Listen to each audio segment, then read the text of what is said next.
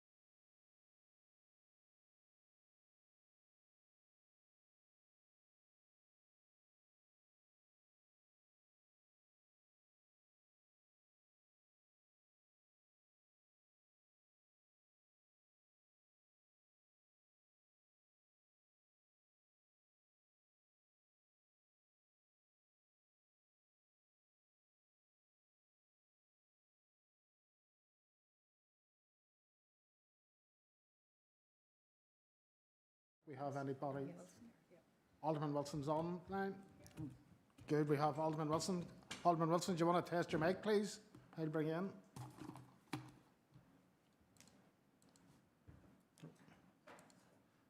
Right. Oh.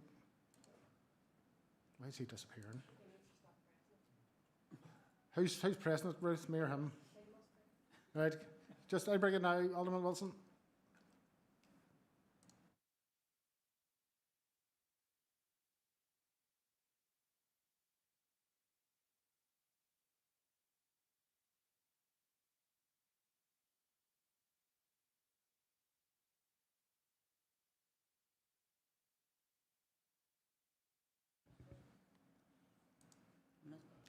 Okay, members, we'll try and get Alderman Wilson sorted out. We'll try it again, Ruth, or? No. Right, I'll try now, Alderman Wilson.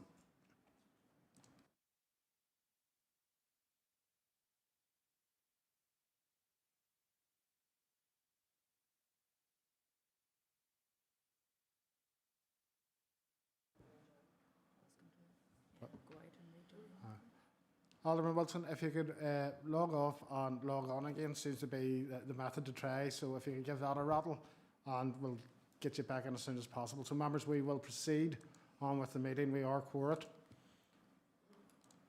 Okay. So is live feed started, please? Thank you. Good afternoon, everyone, and welcome to the regulatory section of the Planning and Regulatory Services Committee. Audio recording is being used to assist in preparing the formal minutes. Therefore, anyone participating in the meeting consents to it being recorded and being live streamed on YouTube. Agenda item 1 is apologies, and I have not received any. Is there any from the floor? No lights on, okay, so thank you. Agenda item 2 is declarations of interest, and we will take them as the meeting proceeds. We're on to agenda item 3. And the first item is a decision item that relates to the Newry Mourne and Down District Council Local Development Plan. And Helen Stokes, our Principal Planning Officer, is to present this item. So, Helen, if you indicate, I'll bring you in, please.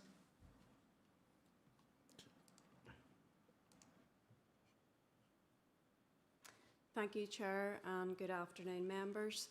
Newry Mourne and Down District Council wrote to the Council on the 27th of June advising that their draft plan strategy has been published, which will be open for public consultation for a 12-week period until the 22nd of September. A copy of the correspondence can be found at Appendix 1. The draft plan strategy consists of 2 parts. Part 1 sets out the vision for Newry Mourne and Down District Council area to 2035, which is supported by objectives and strategic policies, whilst Part 2 sets out the suite of operational subject policies, which are subdivided under the 3 themes of social, economic and environmental. Once adopted, the document will guide the future use of land within the Newry Mourne and Down District Council area. The document also indicates that it takes account of the RDS, the Strategic Planning Policy Statement and other relevant regional advice and guidance. A copy of the draft plan strategy can be found at Appendix 2. Officers from our respective local development plan teams are involved in ongoing engagement on LDP matters of common interest to ensure that there's no conflict between neighbouring councils' plans. The Council's draft response primarily focuses on areas of common interest, including the Belfast-Dublin Economic Corridor, housing and economic development matters, greenway linkages and environmental designations. The response also advises that it is Council's draft response as it is going through the Council's ratification process, and if any subsequent matters arise as a result of this process, that a further letter will issue. It is recommended that members approve the draft response to Newry Mourne and Down District Council as set out in Appendix 3. Thank you, Chair. I'm content to take any questions that members may have. Thank you very much for that report, Helen. And Councillor Lavey, you've indicated you wish to speak, so I'll bring you in. Thank you, Chair, and thank you, Helen, for the report. Sort of looks okay, but just want to sort of use the opportunity to see where we are with our draft plan strategy. I know there are a number of workshops over the summer months, and I think we are due to publish our draft plan strategy in the coming months. I'm just wondering if we are still on for that schedule. Helen, if you could provide any details on that at this stage. Thank you, Councillor Lavery. I'll bring in Helen to respond.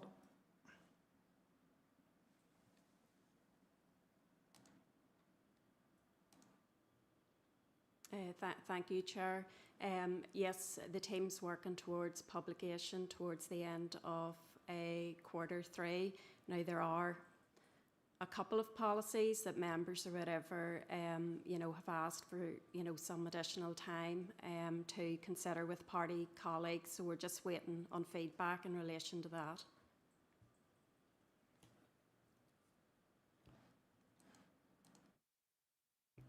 Thank you very much for that. Helen, is there any further questions for Helen?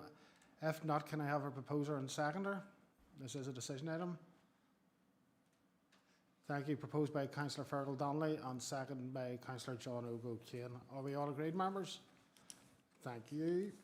Okay, the next item, 3.2, is the planning statistics 24-25. And Damien, you're going to take us through these, please. Yep, thank you, Chair. Good afternoon, members. Members, the report before you relates to the statistical bulletin published by Department for Infrastructure for the 2024-2025 business year. It provides an overview of planning activity across all planning authorities and gives information on processing times and performance. You'll see from the report that over the course of the year, the Council met 2 of its 3 statutory targets, and those are for major applications and for planning enforcement. And in fact, we're the best performing Council in respect of major applications and ranked in the top 5 for enforcement.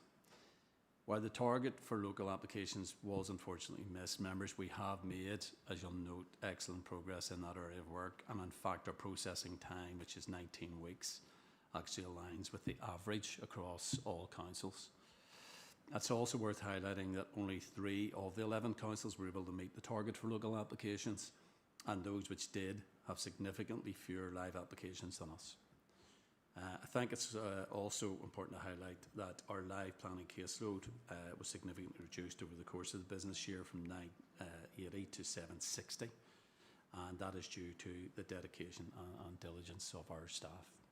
Thanks, Chair, and happy to take any questions. Thank you very much, Damien. Members, that was an item for information. Is there any questions for Damien on that? We're all content. Thank you very much, members. Agenda item 3.3 is an update on planning caseloads. I'm happy to note that, but if there's any questions for Damien, I'm happy to take them. Okay, members, we're happy to note item 3.3. We're now going to move on to agenda item 4, and this is the head of building control report, and I'm going to bring in Tom Lavery to take us through the 6 decision items. So Tom, we're going to start with 4.1, and I'll hand over to you. Thank you, Chair, and good afternoon, members. Chair, item 4.1 is a request for the naming of a housing development consisting of 11 dwellings off Craigavon Road in Armagh, and the maps etc. are Appendix 1.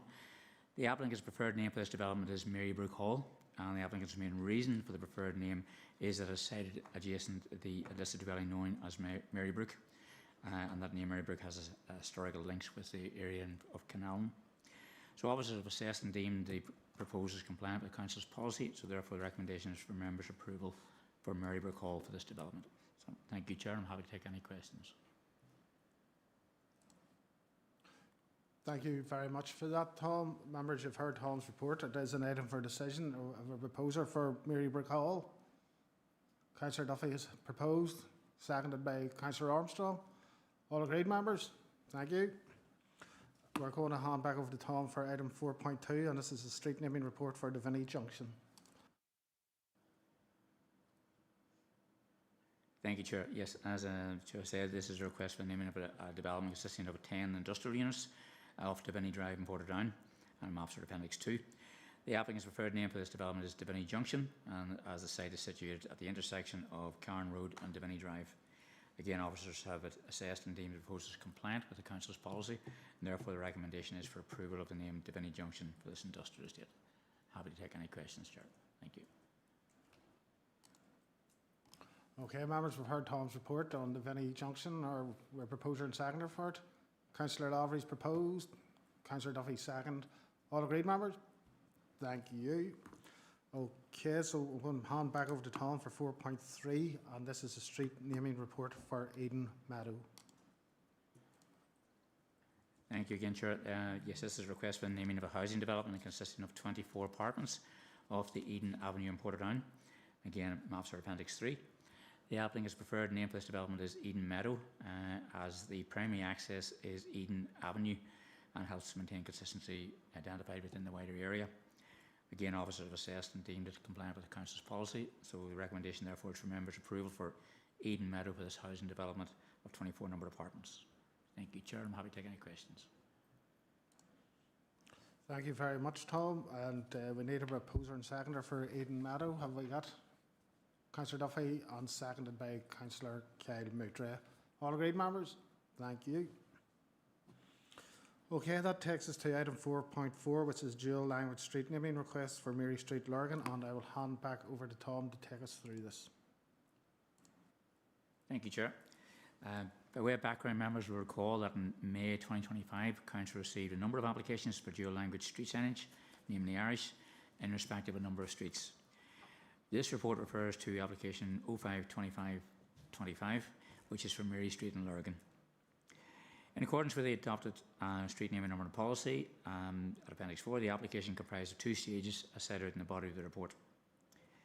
As reported to this committee on the 2nd of July 25, this application was progressed to stage 2 of that application process, whereby under the policy, officers have taken out a postal survey to canvass the views of all relevant occupiers on the relevant street. Following verification of the survey responses, I can confirm that the responses were as noted in the body of the report. Members will note that the requisite threshold under the policy has therefore been met, i.e. the responses in agreement with the application request represents not less than 2/3 of the occupiers of premises on that street. As per Article 11.2 of the legislation, it is now a matter for members to decide whether or not to use Council's discretionary power to approve this application for dual language street signage. And members are reminded how that discretion will be exercised is set out in Article 11.4 of the legislation, namely, in deciding whether and if so, how to exercise its power under paragraph 1b(2) in relation to any street, a council shall have regard to any views on the matter expressed by the occupiers of the premises on that street. Therefore, the recommendation is recommended that members review the information contained within this report and decide whether or not to use Council's discretionary power to approve the application received by the Council for dual language street signage in respect of this street, being Mary Street in Lurgan. Thank you, Chair. I'm happy to take any questions members may have. Tom, thank you very much for that. Councillor Peter Lavery's indicated he wishes to speak first, so I'll bring Councillor Lavery in. Thank you, Chair, and thank you, Tom, for the report. Obviously, we've went through it there, and there's more than 2/3 of support of residents on the street. Therefore, the policy has been met in this instance. Therefore, Chair, I would propose that Council use its discretionary power to approve this application for dual language street signage in Mary Street, Lurgan. Thank you. Thank you very much, Councillor Lavery. I'll now bring in Councillor O'Dowd.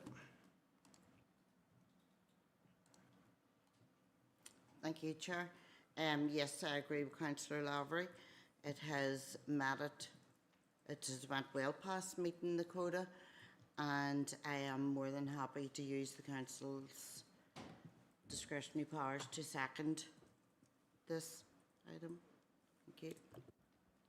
Thank you very much, Councillor O'Dowd. We have a proposer and a seconder, but I will bring Councillor Kyle Moutre in next. Thank you, Chair, and thank you, Tom, for the report. I note that officers haven't been made aware of any other views in relation to this application, and I'm assuming that no further comments were made in conjunction with the exercise. So on that basis, I would just request that a recorded vote is taken.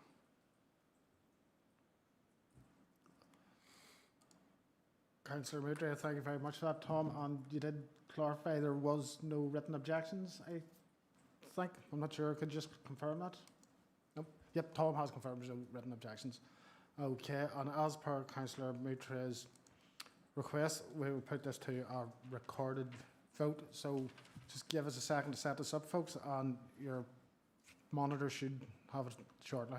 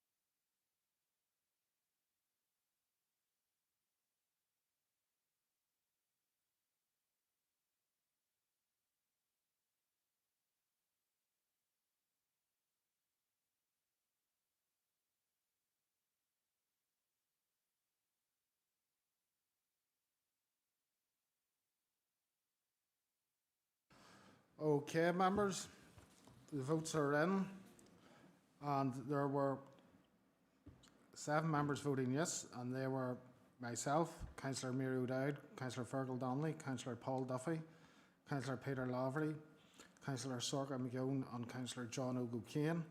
There was 3 abstentions. It was Councillor Armstrong, Councillor Kyle Moutre, and Alderman Wilson. Okay, so that concludes that vote, members. So that is, the council will use its discretionary power to approve that dual language signage. Okay, so members, that will take us on to 4.5, which is another dual language street naming request, and this is for the beaches in Portadown. So Tom, I will bring you in now. Thank you, Chair. Again, by way of background, members will recall that in October 2024, the Council received a number of applications for dual language street signage, namely Irish in respect of streets, various streets within the borough. This report refers to application 10/24/15, which is for the beaches in Portadown. In accordance with the Council's adopted street naming numbering policy, the application process comprises of 2 stages as set out in the body of the report. As reported to this committee on the 5th of February 2025, this application was progressed to stage 2, in that under the policy, officers have taken out a postal survey to canvass the views of all relevant occupiers on the relevant street. And following verification of the survey responses, I can confirm that responses were as noted in the body of the report. Officers are not aware of any written views opposing this application. Members will note that the requisite threshold on the policy has therefore been met, i.e. the responses in agreement with the application represents not less than 2/3 of all the occupiers of premises on that street. As per Article 11.2 of the legislation, it is now a matter for members to decide whether or not to use Council's discretionary power to approve this application for dual language street signage. The recommendation, therefore, in front of members is that members review the information contained within the report and decide whether or not to use Council's discretionary power to approve the application received by the Council for dual language street signs in respect of this street being the Birches in Portadown. Thank you, Chair. I'm happy to take any questions. Tom, thank you very much for your report. Councillor Paul Duffy has indicated he wishes to speak, so we'll bring you in now, Councillor Duffy. Yes, thank you, Tom, and thank you to your team for assessing all these applications. as this clearly passes its threshold. Once again, I propose that this council proposes and adopts the recommendation for dual language signage at the beaches Portdown, or uses its discretionary power. Thank you, Councillor Duffy, for clarifying that. I will bring in Councillor O'Dowd. Thank you, Chair. I'll second Councillor Duffy's motion to use the council's discretionary, can't even get it out, that's where my head is, discretionary power till put the dual language sign up on the beaches. Thank you. Thank you very much, Councillor O'Dowd. We have that proposed that the council uses discretionary powers by Councillor Duffy and seconded by Councillor O'Dowd. I will now bring in Councillor Moutre. Thank you, Chair. Yes, Tom, could I just ask and just seek clarity? The 74 responses deemed not in agreement. I didn't actually see this in the body of the report, but can I just ask how many of those were actually non-returns? And can I also just ask for a recorded vote to be taken? Thank you, Councillor Moutre. I'll bring Tom in now.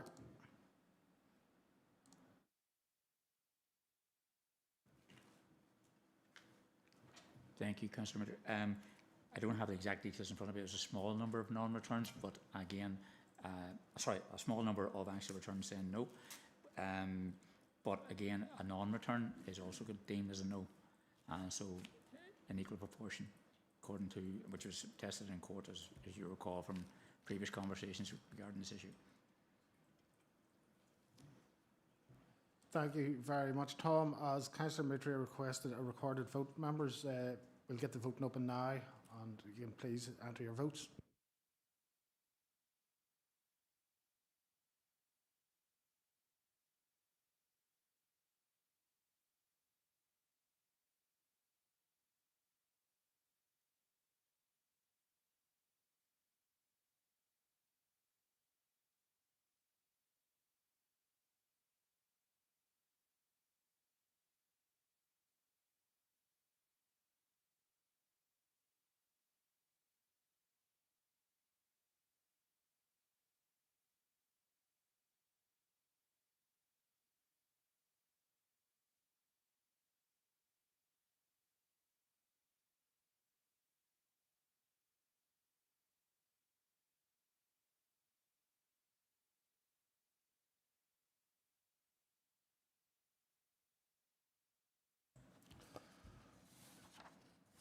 Okay, members.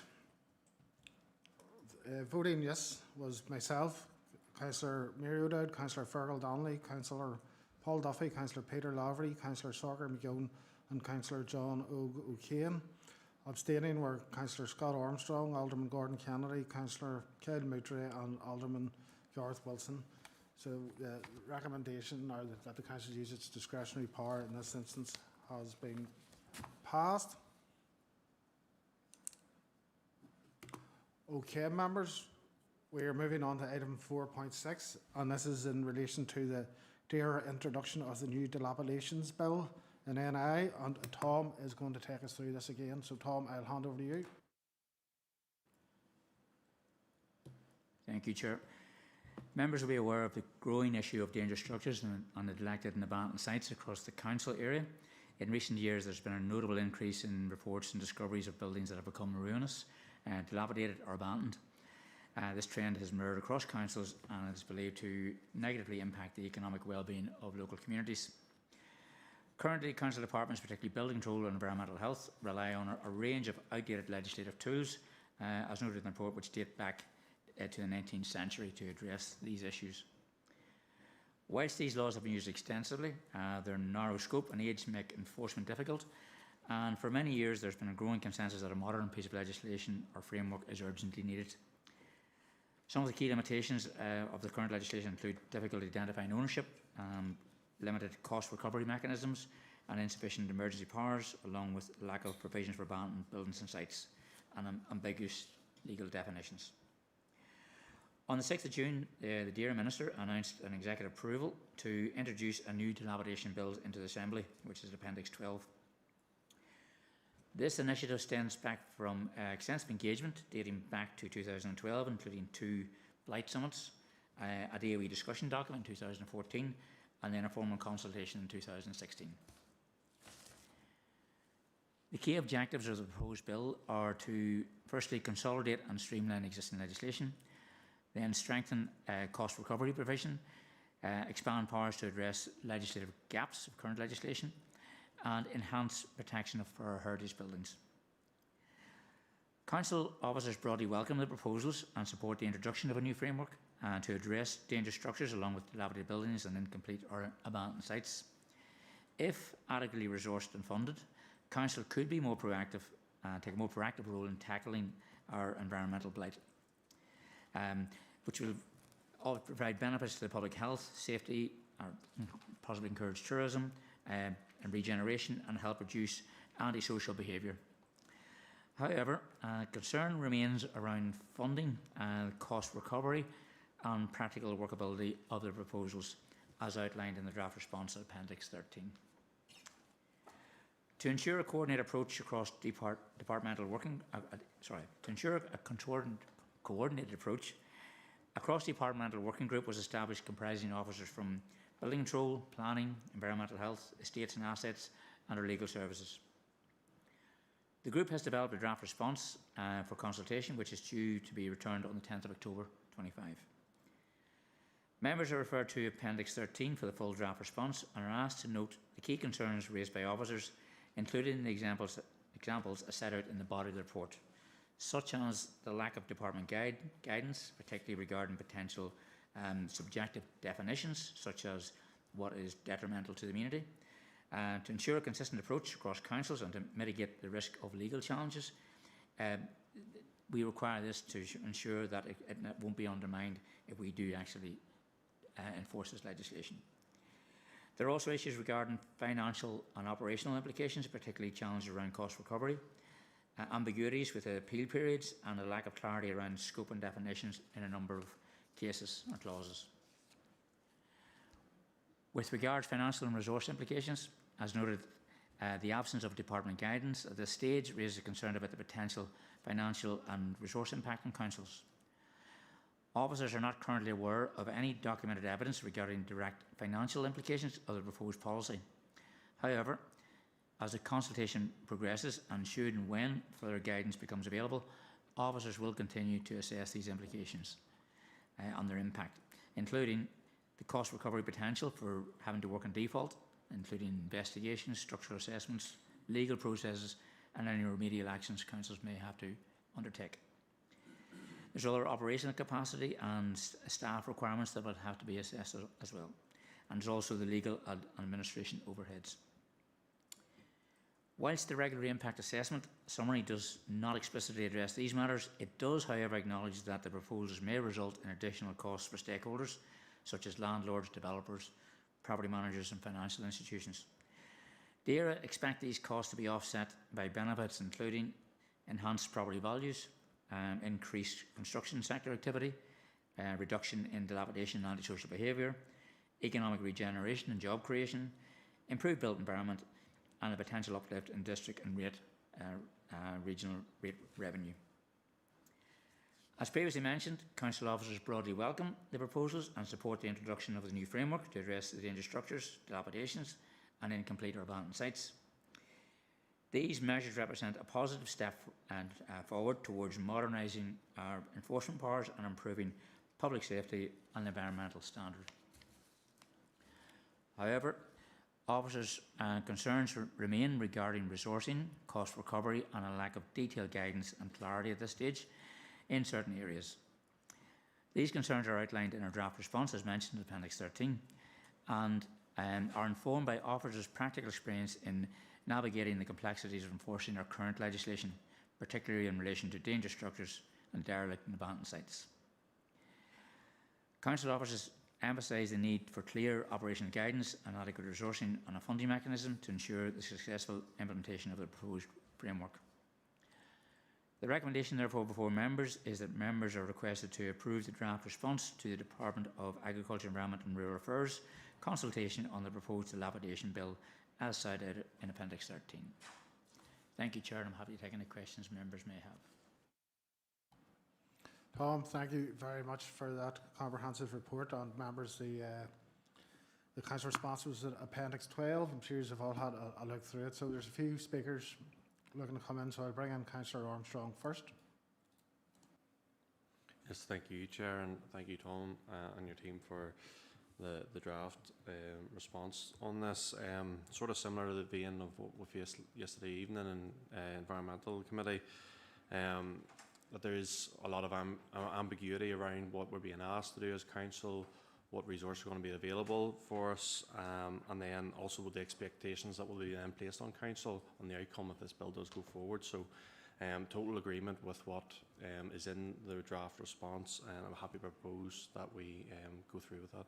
Thank you. Thank you very much for that. Councillor Armstrong, I'll bring in Councillor Lavery next. Thank you, Chair, and thank you, Tom, for taking us through that report and all the officers for feeding back on the points there. I think we're all agreed that, as Tom was saying, it's long overdue that this bill has come forward. I know we've had a number of incidents in the borough over recent years where council have only been able to intervene where life was at risk. Unfortunately, life was at risk because of those dilapidated buildings which became into such a state of repair that they were basically tumbling over. I think it would be great if there were additional powers there where there could be earlier intervention to improve areas, not just in terms of safety but in terms of livability and all the rest, and ensure that owners of these properties that for whatever reason they just become dilapidated and leading up into antisocial behaviour and bringing down the area and bringing down property prices of the area, where they're forced to act in some way in order to ensure standards and ensure growth and things like that.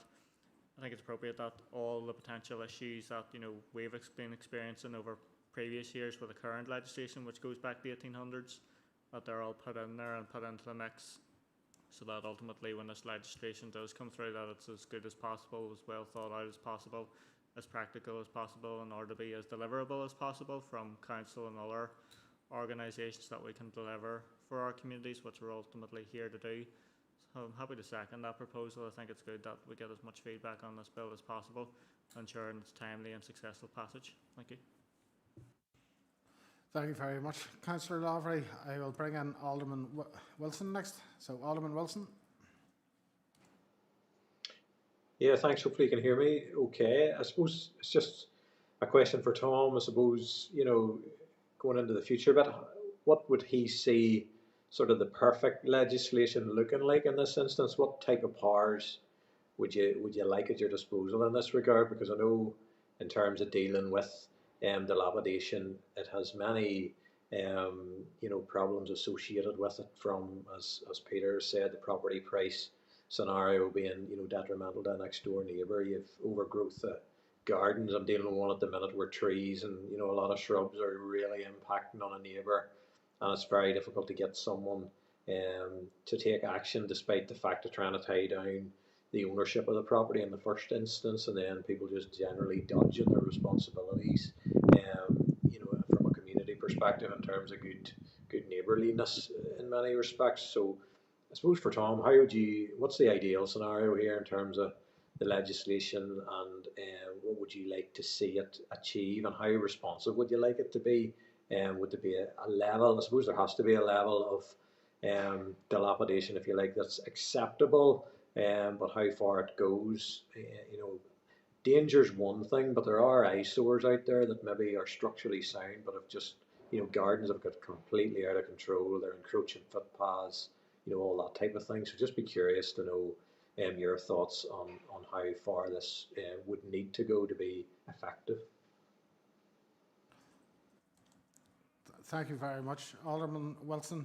Tom, I suppose this is your time to be on Desert Island Discs and give us your thoughts on what your perfect bill would be. As you suppose you could probably be here all day, but if you keep your answer brief as you can, Tom. Thank you. Thank you, Chair. Are we all sitting comfortably? Yeah, good question. The legislation that is proposed is certainly a huge advancement in the correct direction, and is based on legislation following from England and Wales that's been in operation for quite a few years. The key to this, there's a number of key things, is that, and it's identified in the response going forward, is that it's clarity. If we are going to use this legislation, that we need clarity around definitions, we need clarity around the scope. We don't want to get into the realms, for example, of a civil dispute, that council's dragged into that, you know, between two neighbours in a backyard and a fence that falls between two neighbours. Those are civil disputes. So it's clarity around the scope of where our legislation stops and starts, clarity around definitions, clarity around the time frames for appeals, and clarity around what it says in some of the instances that where council perceive it to be dangerous or dilapidated. The guidance is key to all of this. And in an ideal world, council officers would be involved in helping the department to develop that guidance. And the reason I say that is because we have the practical experience of 30, 40 years of actually dealing with the previous guidance. So we know what, and we know what, if there's someone, there's a clause such and such, we know we'll address that in accordance with what has happened in the past and see how that best fits, and see where the pitfalls may be or where the shortfalls may be. And ideally, if the department come to us as a collective 11 councils, we have enough experience in dealing with previous legislation to be able to tailor the guidance to pick up, maybe not everything, but the vast majority of issues, and ensure that the legislation is fit for purpose going forward. So I'm not sure if that quite answers the question, but is it?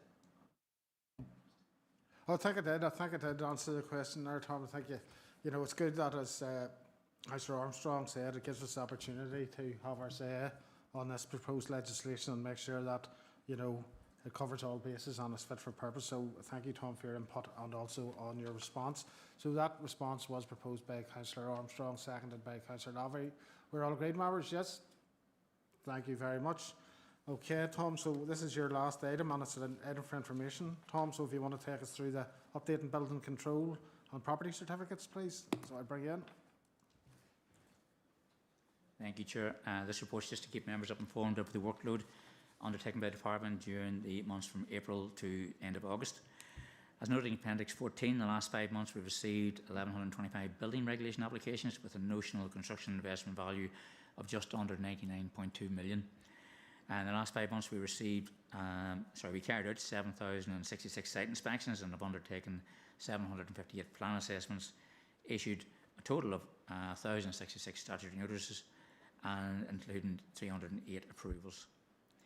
The department has also continued to deliver the property certificate function for the conveyancing of properties across the borough. In the last 5 months we've received and administered 1,581 new applications and issued 1,545 certificates to solicitors and agents relating to property sales. Thank you, Chair. This is for members' information, but happy to take any questions members may have. Thank you very much for that, Tom. And that was just for information. Members, you all content with what you've heard? Thank you very much. Members, agenda item 5 is correspondence. There's 3 items of correspondence. Are we happy to note those 3 items, or is there any questions on them? Happy to note? Thank you, members. Okay, agenda item 6 is a confidential report. So can I seek a proposal and seconder to move into committee, please? Councillor John O'Kane, Councillor Kyle Moutre, thank you. Members and online viewers, in accordance with the Schedule 6 of the Local Government Act exempt information, we will be now moving into a confidential session of council. This means that we will be turning off the public feed of the meeting. This will be returned when the meeting is restarted. Can I ask the ICT officers to please turn off the live feed and confirm with me when the confidential section of this meeting can proceed?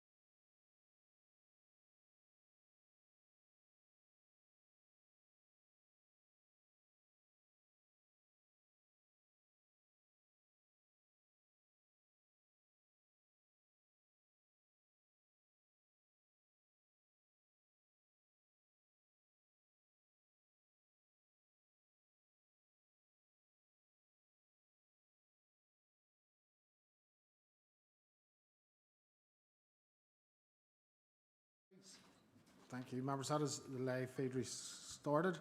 We're moving now on to agenda item 8, which is any other relevant business. I wasn't notified of any, so therefore there is none. So members, there will be a short recess and we will consider the planning applications at 4 o'clock. Thank you very much.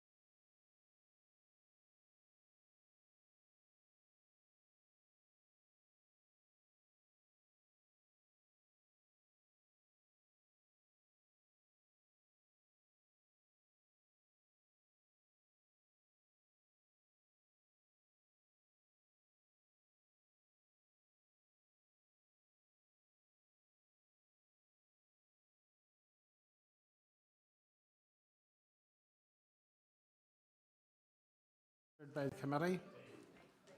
Oh, sorry, live feed started, so I'll start that again.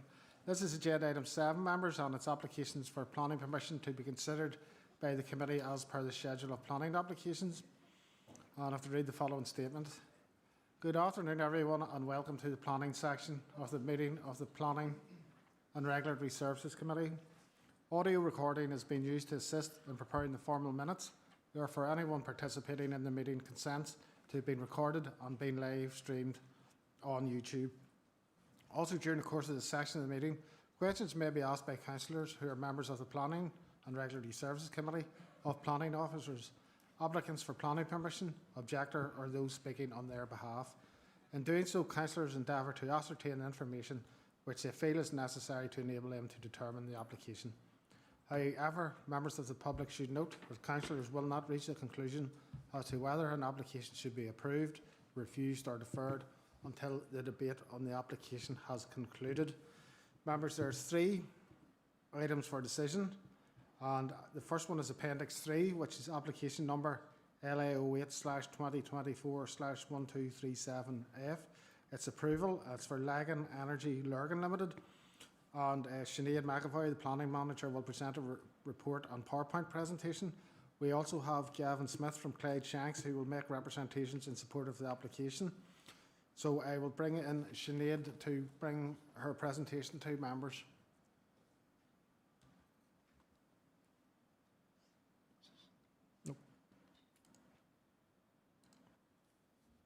Thank you, Chair. The application is for you this evening because it's a major application. Officers have taken that members have read the report in full, and as such this is a synopsis only. The application site is located within the development limit on land zoned for industry as depicted in the Craigavon area plan. This zoning designation has 4 key site requirements, which this proposal meets where applicable. A generator facility as proposed is an industrial use and process, and as such meets with the zoning as set out in policies PED 1 and PED 9 of PPS 4. Policy PSU 8 of Planning Strategy for Rural Northern Ireland remains in force and is a material consideration as regards the need for new infrastructure. The development meets with the criteria in this policy. As regards the design, siting, layout, materials and landscape treatment of the proposed development as set out in detail within the report, due to location of this site and the proposed development, the surrounding context, this is considered acceptable by officers. As regards to amenity, the nearest third-party residential property in proximity to the site is approximately 78 metres to the south-east of the development site boundary along Portadown Road. The proposed development site is located within the Halfpenny Industrial Estate in close proximity to a range of industrial premises which contribute to the existing noise climate in conjunction with road traffic noise from the Portadown Road. Background noise levels were measured on site. The generator facility is housed within a bespoke building, and following due consideration of the assessments submitted, the proposal is likely to have a low impact both during the day and night time periods. An air quality impact assessment has also been submitted, and the proposed development will not give rise to significant impact upon local air quality, having regard to the Council's Air Quality Action Plan and nearby sensitive receptors. The development will not be manned on a day-to-day basis. Instead, there will be occasional visits to monitor the site and to maintain it. Deliveries will happen periodically during the winter months, and some servicing will take place as and when required. Therefore, the impact of traffic during the operational life of this development will be negligible. As regards to impact on drainage and flooding, the National Environment Division and Built Heritage, these have all been fully considered and consulted upon with the relevant consultees who have raised no issues of concern. The site has been identified as a suitable location for electricity generator compound due to its close proximity to an existing electricity substation which is situated to the north of the site. During emergency situations, there is a need for a standby source of power, and this is why this development is proposed. The generators will be used as an essential backup for the power supply so that important services that will need power can still be supplied. There are occasions when the grid becomes overpowered, and this is where the generators will help to assist to provide power to businesses, services and residential areas as and when required. In addition, the proposed generator facilities will be fuelled using HVO diesel. HVO is hydrotreated vegetable oil, sometimes known as renewable diesel, which also contributes to reducing the carbon footprint and therefore impact on air quality and contributes to a more sustainable economic development. All other material considerations have been fully assessed as per your report, and after undertaking a policy assessment and plan and balancing exercise, officers are of the opinion that proposed development complies with the area plan, the SPPS and all other relevant planning policies. And therefore, subject to the conditions attached within your report, it is recommended that planning permission be granted. Let's take you through the PowerPoint presentation, members.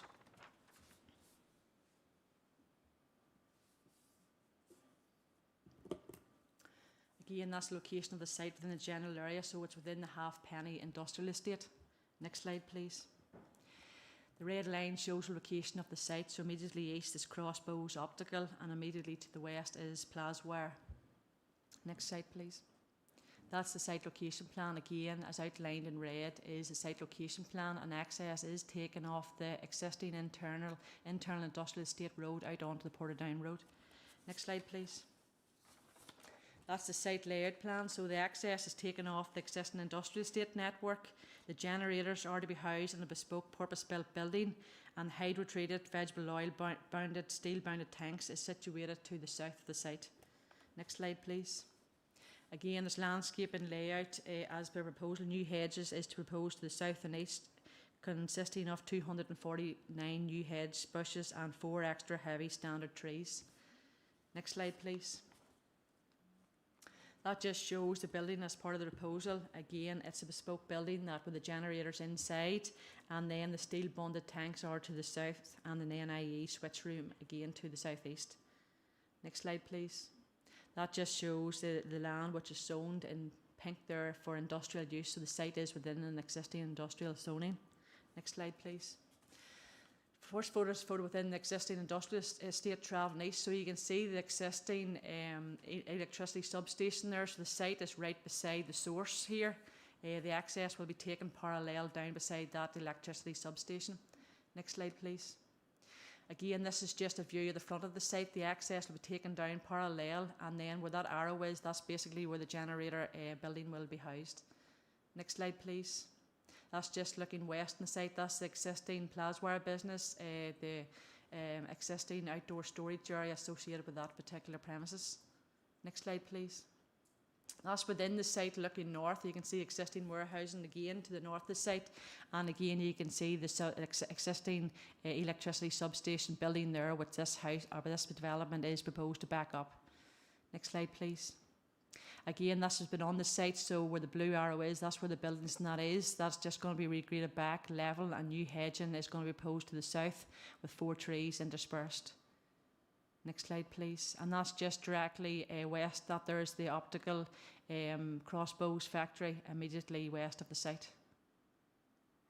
And that just shows a view of the access road from Portadown. As those who know it, Jolly's there's on the left as you go in.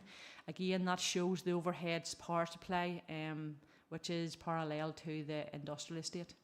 Next slide, please. And that just shows a view of the internal access road, which does not need to be upgraded as part of this. There's pedestrian footpaths on each sling, and then where that blue arrow is, that's where the site is going to be, so it's going to be well integrated within the industrial development. Thank you, members. Sinead, thank you very much for that report. And members, I should have said that we have Alderman Wilson and Councillor Mulholland both online. I'm now going to invite Gavin Smith from Clyde Shanks to make representations in support of the application. Gavin, you're very welcome to committee. You will have 3 minutes to make your representations, and once the 3 minutes are up, I will have to cut you off, so please don't take it personally, it's the protocol. So Gavin, I am going to hand over to you, and when you start speaking, the clock will start. Good afternoon, members. Thank you for the opportunity to make this short representation to you concerning this application. We would also like to thank the Planning Department for their recommendation to approve. We have worked positively and collaboratively with Sinead and her team. Having reviewed the case officer report, this is entirely comprehensive and is completely consistent with the requirements of planning policy. To summarise, the 8 generators proposed will play a vital role in supplying power to the grid. The generators will provide essential backup power supplies so that important services that need power can still be supplied. The generators are fueled by using HVO, which is the hydro-treated vegetable oil, which is also known as renewable diesel and a fossil-free alternative to mineral diesel. The site is located within an industrial estate, which is an entirely suitable location for this development. Deliveries of fuel will happen periodically during the winter months, and some servicing will take place during the summer months, equating to 3 HGVs per week, which is during a 3-month winter period. Site inspection monitoring will equate to 1 van per week. During construction, 20 full-time jobs will be created for the 9 to 12-month construction period. On completion, part-time roles will be created for the manager and maintenance team. The scheme ideally will be operational from October 26 with a lifespan of 15 to 20 years. The NI Climate Act set a target of 80% of electricity consumed in Northern Ireland will be from renewables by 2030. The latest figures show that from April 23 to March 24, 45.4% of total electricity consumption in Northern Ireland was generated from renewable sources. The facility will also help increase that percentage by providing a renewable backup generation facility. This facility provides short-term solutions with grid support and system balancing, and the scheme represents a £12 million investment. Thank you. Gavin, thank you very much. You were well within your time there. Members, you've heard Sinead's presentation and you've heard Gavin's representations in relation to this application. Have we any questions in regard to it? Okay, there's no questions. Is there any thoughts on the application, members? No. Okay, members, then we'll move into decision stage then. If we're content, could I have a proposer in relation to this application? Don't be shy.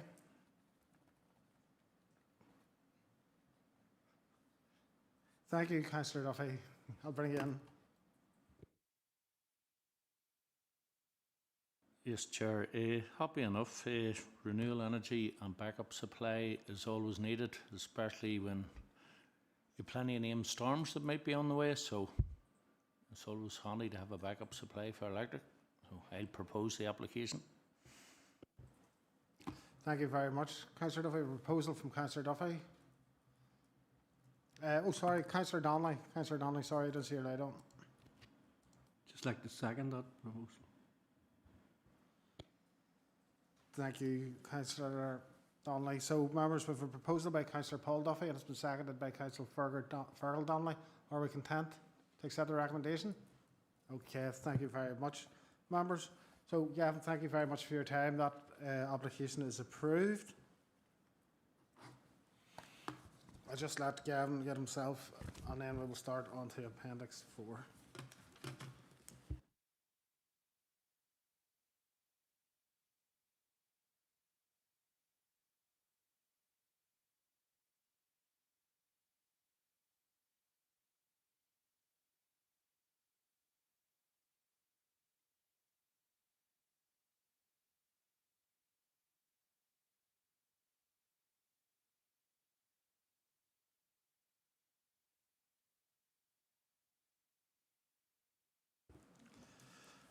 Okay, members, we're going to move on to Appendix 4, which is an application number LAO8/2024/0997/F. It's up for approval. It's from the LCC Group Limited.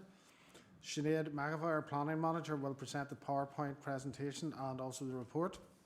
Members, an addendum report has been circulated, and the following are also in attendance and have speaking rights for clarification purposes only.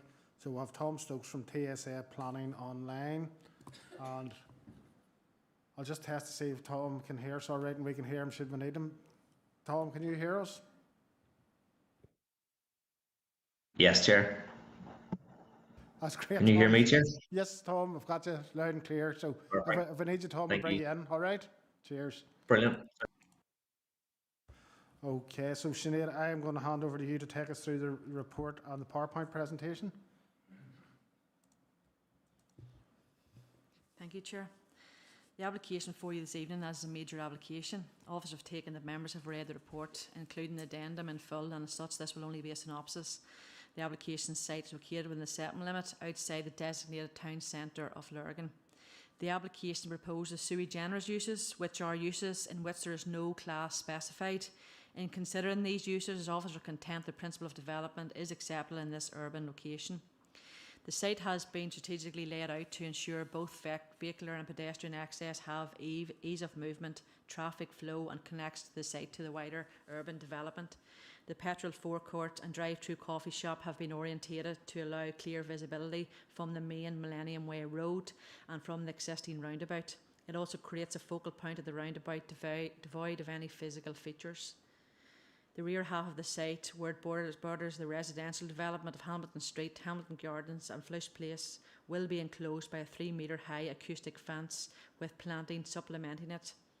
The front portion of the site, which includes the site frontage, will be defined by a 1.2 metre high estate rail fence with 1 metre high hedging with interspersed trees and shrubs behind it. Lighting throughout the development will be designed to ensure inward facing to reduce overspill onto neighbouring amenities and dwellings.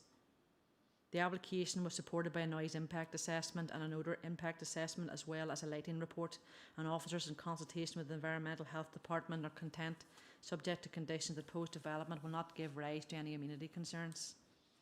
As set out in the report and addendum, the peak period potential traffic generation for this development has been carefully considered. The busiest periods of the development have been considered, and officers in consultation with DFI Roads are content the levels of anticipated traffic generation will not prejudice road safety or significantly inconvenience the flow of traffic. There are 65 dedicated car parking spaces, and while the guiding states 70, the queue lengths of the drive-through have been increased from 15 cars to 24, with 2 number waiting bays beside the pick-up points, which means there's an overall excess of 6 spaces throughout this development. DFI, the competent authority in such matters, have raised no objection to the proposal. Flood and drainage have been fully considered as per your report, and DFI Rivers have raised no concerns. An ecological appraisal found no protected habitat or species on site. The site previously held low potential to support breeding newts. However, NED have advised that this has been infilled over time and the site is no longer suitable for this species. Upon consideration of the proposal, National Environment Division are content there is unlikely to be a significant impact on any protected or priority species or habitat. Land contamination reports have been prepared and assessed, and NIE have raised no areas of concern. NI Water, in its consultation response, advised that an assessment has indicated that there are network capacity issues. Wastewater impact assessment submitted for the proposed development has not yet been completed to a satisfactory standard to overcome the capacity constraints within the associated foul sewer network capacity. In line with the PSC approach, officers consider that the imposition of a negative planning condition is necessary. This would prohibit commencement of any development on this site until a wastewater impact assessment confirms that a sewage connection can be made or that alternative provision for disposal of sewage is made, and this is submitted to and agreed in writing by the planning authority. This would ensure that any concerns in respect of sewage capacity are properly assessed before any development can proceed on this site. Members are advised that third-party representation has been fully addressed within the report and are satisfied that any material harm can be offset by the conditions attached. As such, after undertaking a policy assessment and plan and balancing exercise, officers are content that proposed development complies with the local development plan, the SPPS and all other relevant planning policies, and subject to the conditions recommended within your report and the addendum, we would recommend the plan of permission be granted. I'm just taking you through the PowerPoint presentation, members. Again, that's the location of the site within the general area for those who know the area. So it's within Lurgan, just on the edge of the new Millennium Way there. Next slide, please. So that's an aerial view of the proposed site. You can see it's currently a rough area of land within the development limit of Lurgan. Next slide, please.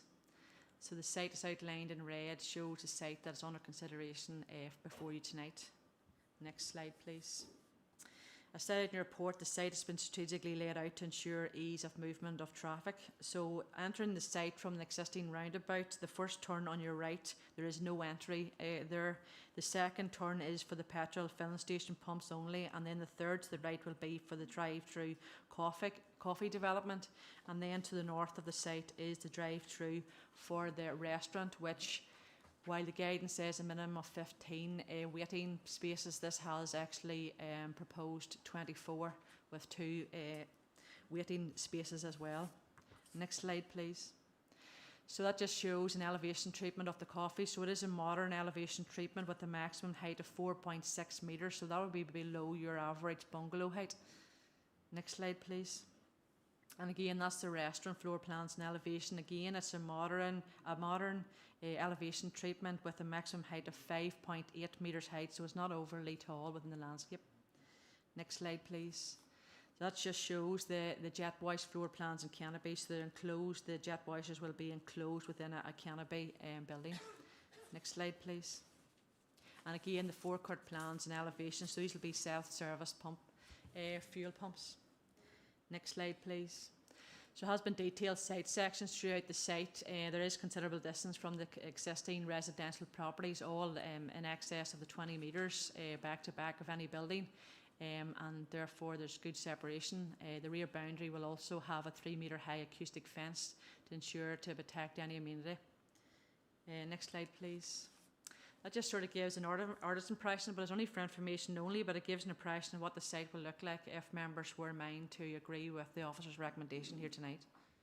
Next slide, please. That just shows an aerial view from the site looking towards the town centre boundary for those that know the area well. Next slide, please. And that's just looking the other way from the town centre, looking away from the site, and you can see the red arrow. That's where the site is proposed. Next slide, please. That just shows view to one from the Millennium Way, so that's probably the main view of the site. And then looking back to the rear of the site is residential properties, and then to the west of the site is the existing home bargains building.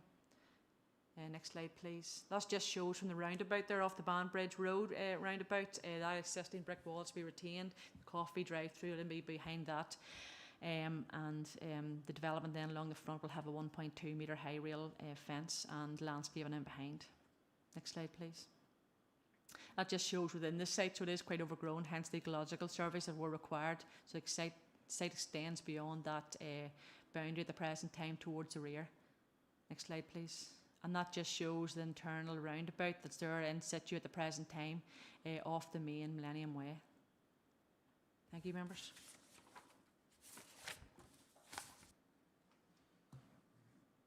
Sinead, thank you very much for your report and the PowerPoint presentation. Members, is there any questions for Sinead? There's a few questions coming up. Members, I'll start the ball rolling. I do have one myself, and it is for Tom Stokes. So, Tom, it is in relation to the NI Water request and refusal subject to discussions with NI Water. Do you think those issues, from your point of view, can be overcome? I'd just be interested in your thoughts on that, Tom. Thank you, Chair, for the question. Yes, I suppose the latest update that I can give you on that from our consultant, which is Sheehy Consultant. Sheehy Consultant is that they are in advanced discussions with NI Water, and they're very hopeful to agree a stormwater offsetting solution. I'm told imminently, so hopefully within the next month or so, I'm told we should have a solution. Tom, thanks very much. Appreciate the update. There's a few members requesting to speak, so I'll bring in Councillor Lavery first. Thank you, Chair, and thank you, Sinead, for taking us through this comprehensive presentation. So I have two queries, Chair.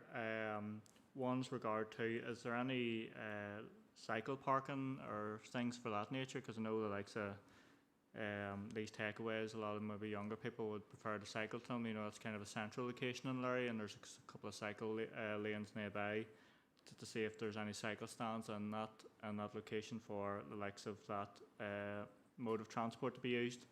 And second query is, I suppose it's like perspective, whether or not there's a coffee restaurant coming in and a hot food restaurant coming in. Is there any clarity whether or not tenants have been lined up for that site? Was the built, because I know I would just have a bit of concern if we approve this and build it and all, then it's left idle. Just if there's any indication whether or not there's sort of business interest and what those might be. So the questionnaire just on the cycle stands and the questionnaire, you know, whether business interest has been lined up, you know, as to date. I don't know whether it's for Tom or Sinead or whoever there, Chair. Thank you. Thank you, Councillor Lavery. I think I'll ask Tom maybe in the first instance to see if he can shed any light on the matter.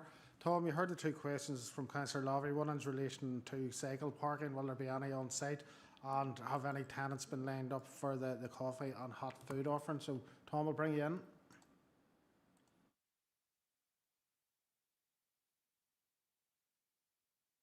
Tom, if you hit your button again, we'll bring you in. There we go. Thank you, Councillor, for the question. And through the chair, in relation to the cycle parking, there's no official cycle stands, I suppose, on the site. But you can see from the site layout plan, hopefully, there are quite a lot of hard standing areas, both at the restaurant and the coffee pod, where there would be space to park and leave bicycles. In relation to the tenants, you may know the facility at Banbridge at the Gateway, which is an LCC facility, and they have their own brand of Go Coffee. So I can confirm that obviously the petrol filling station, well, this is a firm proposal. LCC operate Go filling stations and Go Coffee. So it is a firm proposal for them. And in relation to the drive-through restaurant, I suppose subject to planning members being granted this evening, there is an operator earmarked for that, and there are discussions at a very advanced stage, but it's obviously subject to planning being granted. So hopefully if planning can be granted this evening, this will be a good news story for the borough, because I believe between the various elements of the proposal, there's around 125 full and part-time jobs anticipated that this development would bring. Tom, thank you very much for that. Councillor Lavery, you're content. Thank you very much. I'll bring in Councillor Mutria next. Thank you, Chair, and thank you, Sinead, for the report. Sinead, you had mentioned as part of the consultation, DFI Roads had said they do not believe it will prejudice road safety in any way. This is obviously quite a busy road. It's heavily congested at times, and I know the Flush Place, Banbridge Road roundabout can be chaotic at times. Was there any consideration that you know of given to the road accident history at that particular roundabout? Was that taken into consideration? And again, are you aware of the road accident history actually on Millennium Way at that particular stretch that coincides it? Thank you. Thank you, Councillor Mutria. I'll bring Sinead in. Sinead, if you can answer that, please. Yeah, thank you, Chair. There's nothing in the report as regards to the road accident traffic. I know that we had gone back out and asked for more information as regards to the layout to ensure that the queuing lengths, because of these types of development, while it says 15, we wanted more. In addition to that, we ought to make sure that the way the layout of the proposed development had to be carefully considered. So as per my presentation, when you come off that internal roundabout, you have to make sure there's a one right. We said that could be a no entry because people would automatically go to the first input. So you're forcing them to travel off the Millennium Way into the site. So for the petrol pumps, that's a different use than the jets. That had to be in the middle, and it says one waiting and one at the pump and one waiting. This is actually 3 times more than that there, because at least 4 or 5 can wait at each pump to make sure that if there is any queuing, that be taken off the Millennium Way. And then the coffee shop is to the far eastern corner, which has a queuing of 15 lengths right in round that, and then comes off its own access. And then to the north of the site is the restaurant, which has 24 queuing lengths, which basically takes all the traffic off the main Millennium Way internally through the site. So it was well thought out that way. But as regards to election history, unless maybe Tom's consultant maybe know there as regards to considering that, but I don't see it in our report here.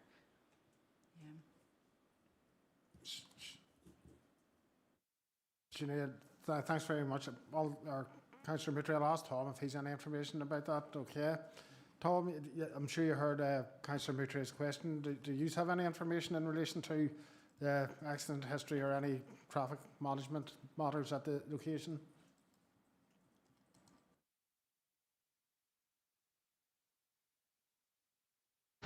Chair, no, unfortunately, I don't have any information around accident history at the junction in that location. I suppose just to add to what Sinead has said, this is obviously a brownfield site on the edge of the town centre boundary of Lurgan. There's already obviously an established right-hand turn lane into the site, and then you have the internal, I suppose, estate road, as I would refer to it as, coming up to the roundabout, which splits left into Home Bargains and then right into our development. And I suppose that right-hand turn lane was always designed and envisaged for the development of this entire site. There was a drive-through past in this site previously. So I think from our side, and I suppose the consultation with DFI confirms this, they were content with the volumes of traffic that would be associated to this site, and the design of it is obviously trying to minimise any risk to road safety or any queuing or backup on the Millennium Way. Tom, thank you very much. Councillor Maitre, are you looking back in, or are you content?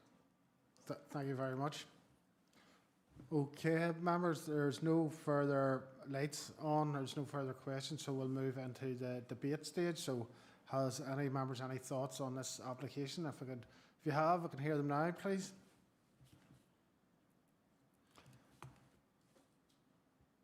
Councillor Maitre, I'll bring you in now.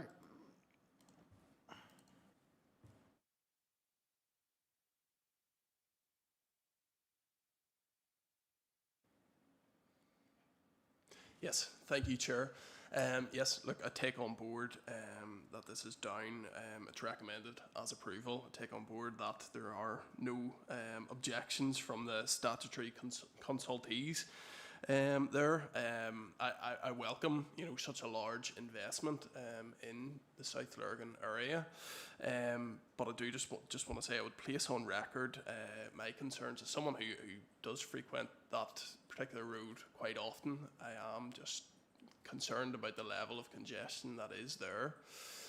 This road I was lobbied for a long time from many elected representatives, some maybe in this room right now.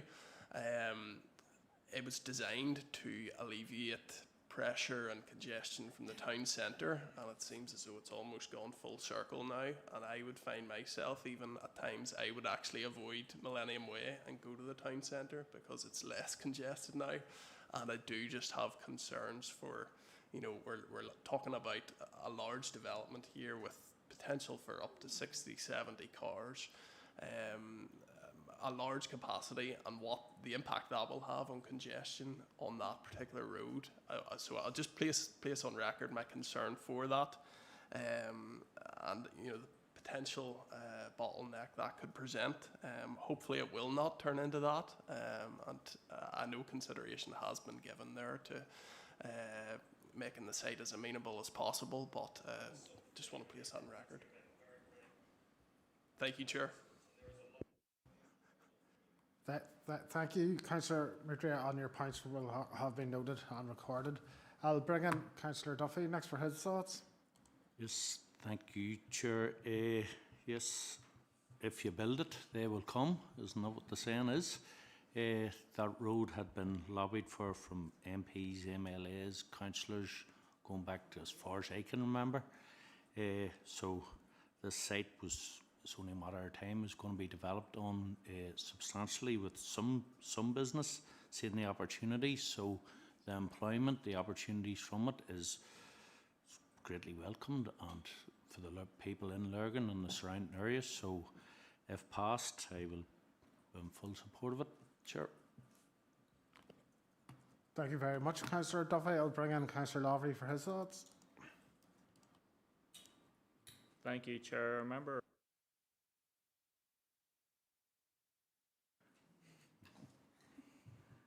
Thank you, Chair. I remember someone saying to me that for every £1 of infrastructure investment, you get £4 plus in terms of economic return. And I think the Millennium Way here in Lurgan is a good example of that, because when the road seems to have been put in, and I think it was lobbied, as Councillor Maitre touched on, it was lobbied for a long time, in part to alleviate traffic concern through Lurgan town, but also in part to unlock a lot of lands there along its corridor, which can then be used for various economic investment. And I can think of the likes of Screwfix and Home Bargains beside it, and obviously this one here before us today. So, you know, Lurgan is a growing town, it's got an increase in residential development, and as such, you know, with services need to keep up, and if we're putting it in this sort of town centre location here, keeping the businesses as much in the town as we can, keeping the footfall in town as much as we can, I think that is a positive, and you touched on it's going to bring a lot of jobs, I think regular jobs, to the area as well. I think it's a positive. Again, road concern is an issue for us all, you know, especially as town like Lurgan becomes busier, more vehicles on the road and more potential for incidents. That is a good wide road there, and with the likes of the right hand turning lane, and DFI have done all their analysis and come back and saying this is within the remit, and along with a number of internal, I think, navigational arrangements within the application, as Sinead has pointed out, that sort of should increase capacity. It's probably going to be quite a popular spot, so maybe there's going to be loads of cars coming there. But in planning terms, Chair, I think it is one where the recommendation to approve is probably the correct one in this instance. So that's my penny for it, Chair. Thank you. Thank you very much, members, for your thoughts on that application. So there's no further speakers have indicated they wish to come in, so we will move on to the decision phase. So you have a recommendation before you, members. Has there anybody willing to propose or make a suggestion? Councillor O'Dowd, I'll bring you in. Thank you, Chair. Yes, I'm happy to propose this. I think it'll be a great asset to the Millennium Way. The waste ground there is in dire need of upgrading, so to put something like this there, I'd be happy to propose it. Thank you very much, Councillor O'Dowd. I'll bring in Councillor Flaherty next. Thank you very much, Chair. Yes, along the same lines as yourself, Councillor O'Dowd, I'm more than happy to second. It's good to see a piece of unused land being put to good use. Thank you very much, Councillor Flaherty. Members, we have a proposal from Councillor Mary O'Dowd and seconded by Councillor Judy Flaherty that we accept the recommendation as outlined in the report. Are we all agreed? Thank you, members. And Tom, thank you very much. You're free to go now. That has been approved. Okay, thanks very much. Okay, members, we're moving on to our final application of the night, which is Appendix 5. It's application number LA08/2025/0286/F, and it's up for approval, and it's Thompson McKay Dromorg Property Limited. Is anybody declaring interest? So, Councillor Armstrong, I'll bring you in first. Yes, thank you, Chair. Declare non-pecuniary interest on this as a sit on the Armagh Townscape Heritage Partnership as elected representative, and this was discussed at a meeting not that long ago, so just to declare that. Thank you very much. Councillor Armstrong, Councillor O'Kane, Alderman Candy, is similar vein? Okay, is that, we can note them to the declarations of interest as well. And you're all happy to take part in this anyway, yes? You declared your interest? No worries, members, that is okay. So, Roisin, you're going to take us through the report on the PowerPoint, and we also have members in attendance, and for speaking rights, for clarification purposes only, Simon Houston from McCraner & Co Architects, and they're online. So, Roisin, if you indicate you wish to speak, I will bring you in. Thank you, Chair. This application seeks permission for the improvement of the visual appearance of the entry which runs between numbers 12 to 14 Upper English Street, Armagh, and to the rear of number 14 to 20 Upper English Street. The proposal allows for a new pedestrian link from Upper English Street to the Armagh Theatre and its associated car park. It also proposes to improve the living environment of the surrounding apartments with the provision of a landscape patio area and a dedicated area for bin storage. Full details of the works proposed are set out in more detail in the report. The application is being presented to committee tonight as the application relates to land which is partially owned by the council. The site lies within the development limit of Armagh and also lies within the Armagh Conservation Area. Officers consider these works will improve the derelict appearance of the site and enhance this part of the conservation area, and that the requirements of the SPPS and Policy BH12 of PPS 6 are met. Officers are also content the proposed works comply with the guidance set out in both the Armagh Conservation Area Design Guides. The application site is located in proximity to a number of listed buildings, and officers in consultation with the Historic Buildings Unit are of the opinion that these listed buildings are sufficiently removed from the proposed development to remain unaffected by this application. The site is located within the historic core of Armagh. An archaeological programme of works has been submitted by the applicant to address the conditions suggested by Historic Monuments, who have advised they agree with the mitigation strategy and have advised the programme of works will be adequate to discharge Condition 2 in due course. The proposal may lead to a slight increase in pedestrian footfall through the area, the majority of which is likely to coincide with show times at the theatre. Even then, this will be limited as most attendees will access the theatre via the main entrance doors fronting onto Market Street and the existing car park to the rear. The residents of the surrounding apartments are likely to be the main users of the space, and officers consider the proposed works will significantly improve their living environment. A central theme of the proposal is to increase the connectivity of Armagh City by providing a new pedestrian link from Upper English Street to the theatre and its car park, located to the west of the application site. The proposed construction of steps from the entry to the theatre and car park to the west will provide a new link through the city, increasing its connectivity, and the proposal is to facilitate pedestrian access only and will not cater for vehicular traffic. DFI Roads has considered the proposed scheme and have raised no concerns, and officers are content the proposal is compliant with the requirements of AMP1 and the corresponding paragraphs of the SPPS. No objections to the proposal have been received, and officers are recommending the planning permission be granted subject to the conditions attached. And I'll just take you through the PowerPoint presentation. So you can see there the application sites outlined in red. You can see there it's in the very central area of Armagh. And the red line of the application site outlines the entry between the two buildings and the proposed patio area up to the rear of number 20. And this is just an aerial of the wider view of Armagh, and you can see it is in the central area there. And again, the aerial of the site it shows the site outlined in red, so you can see where the entryway is, which is to be upgraded, and the patio area to the back of number 20. So this is a view of the entrance between the two buildings at the moment as you come in off Upper English Street. And this is a view of the entry as you just move up it towards the main patio area. And again, this is just moving on up in towards the patio area within the site. So this is the yard area that exists at the minute, and part of that wall to the left will come away just beyond the ladder there to create a new bin storage area. And this is just looking back down the alleyway towards Upper English Street. And this is another view looking into the site, and you can see that's the rear of number 20. And the land rises up to a flat concreted area, and there is a rough area there at the moment, so that rough area will be graded. That retaining wall will come away, and that's where the bin storage area will be created, with a patio area up to the back and a landscaped area. And again, this is just from actually inside the site looking back across towards the rear of the cinema there, and that's where the new patio and landscaped area will be.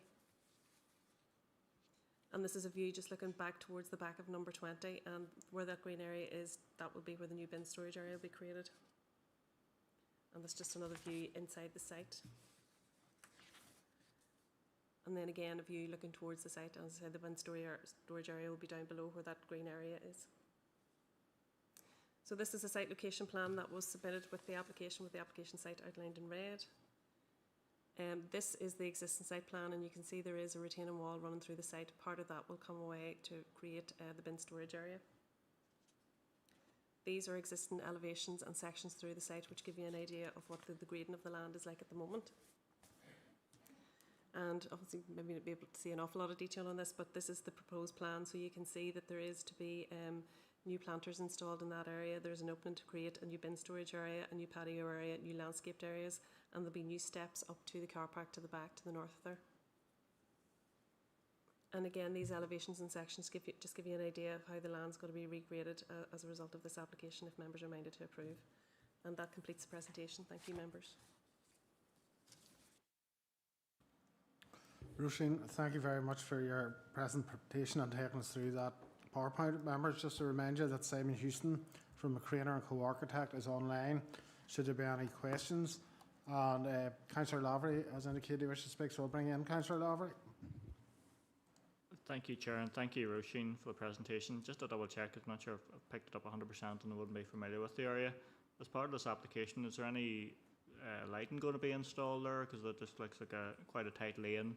And if there's going to be steps up and it's maybe going to be used as pedestrian access to the theatre and so on, they'll be able to navigate those potentially steep steps safely. So just any clarity on that potential lighting, or will it be sort of well enough lit as it is? Just to double check that, Chair. Thank you, Councillor Lavery. Roisin, I'll bring you in to see if you can answer that question, please.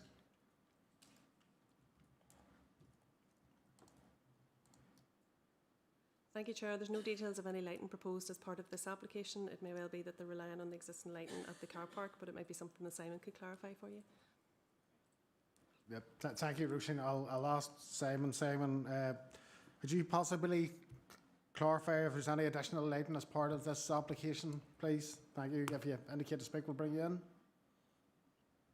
Hello, can you hear me okay? Hello? Hello, Simon, we can hear you okay. Yes, that's great. No, under this current application, there's no lighting proposed. However, there was previous applications on 14 and 16 Upper English Street and heading up towards 18 and 20. And there's lighting within those entries as part of those schemes that were previously approved. Thank you very much for that, Simon. Councillor Lavery's content. Okay, Councillor Duffy, you wish to have a question as well? I'll bring you in. Yes, sure. I believe access to all the works would be through the car park once they're ongoing, and the site, the maps and looking into the site, it appears to be, down in the side of a house that they don't appear to have any objections, but that's going to be the bin storage area, and they have windows, out there, and they actually properly informed as to what is going to be beside them. Good question, Councillor Duffy. I'll ask Roisin, maybe she may be able to answer. Roisin, I'll bring you in if you have any information regarding that.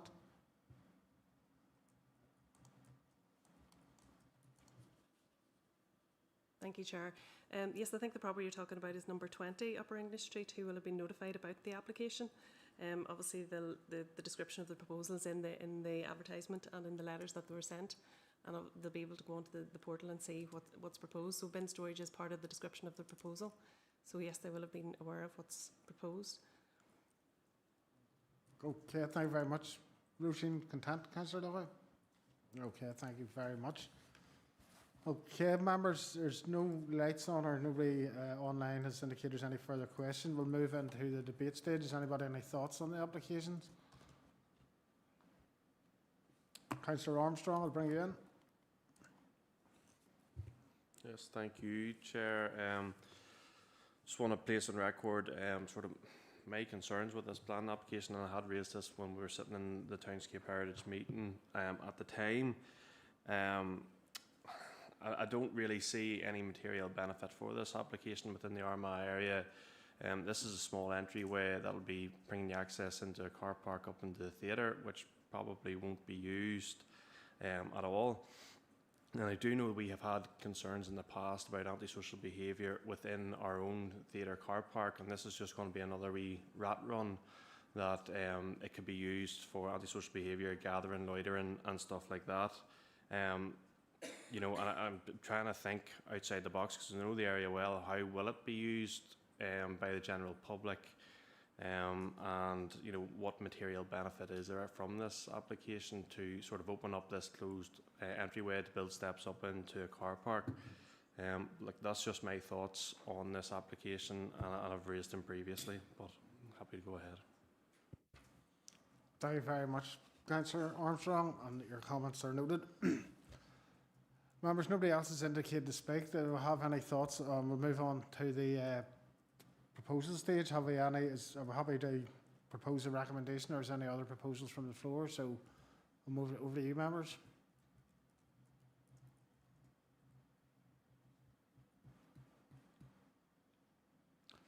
Councillor Duffy, I'll bring you in. Yes, Chair, I'm happy to propose the recommendation. This is. Thank you very much, Councillor Duffy. We've had a proposal from Councillor Duffy. Is anybody Could have to second that proposal. Councillor O'Dowd will bring you in. Thank you, Chair. Yes, I will second that proposal. Thank you very much, members. That application has been proposed and seconded by Councillor Duffy and Councillor O'Dowd. Are there any contrary proposals? If not, are we agreed? Okay, members, we are agreed, so that application is passed by committee. Okay, members, I think that brings us to a close for tonight's meeting. I thank all the members for your attendance and the officers for your support in making this meeting go ahead. So we've finished early enough, members, so I hope you have a pleasant evening and safe home. So thank you very much.